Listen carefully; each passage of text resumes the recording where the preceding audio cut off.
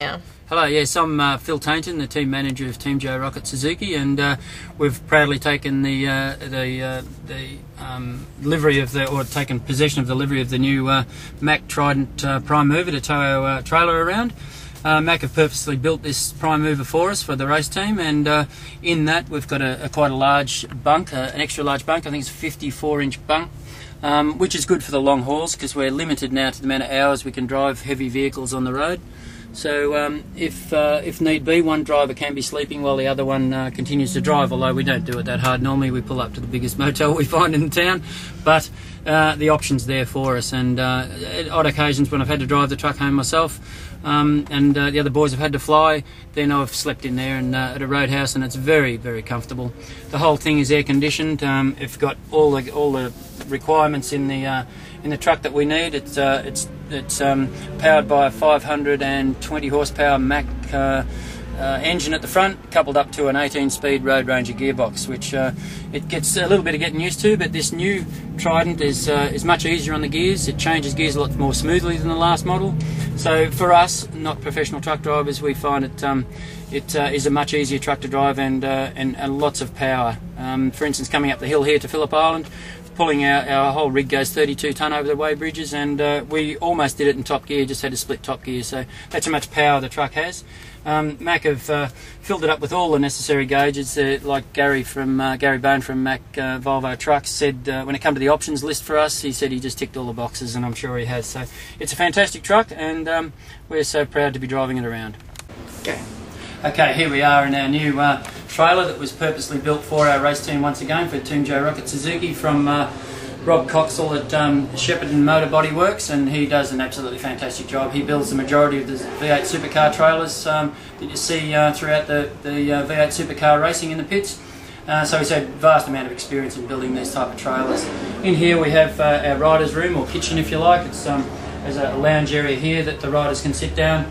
We close the door there and it's all fully air conditioned, so we can sit down and debrief the riders. We come in here for lunch, and sometimes we even have breakfast if we need to get to the track extra early. We've got the facilities of a wash basin here. We've got a fridge. The riders all have their own closets or wardrobes if you like. That's mine, that's a messy one.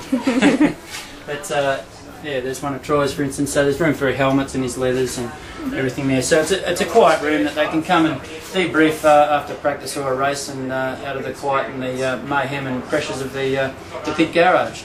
We have down here further, we have a storage compartment up the top, which if you like to come around here I'll show you further. So upstairs there we have all the lightest things like our spare fairings, helmets, leathers, leather bags, just a place for the a storage for all the other parts, bits and pieces not using on a day-to-day basis. So once again, that was all purpose-built from Shepparton Motor Body Works.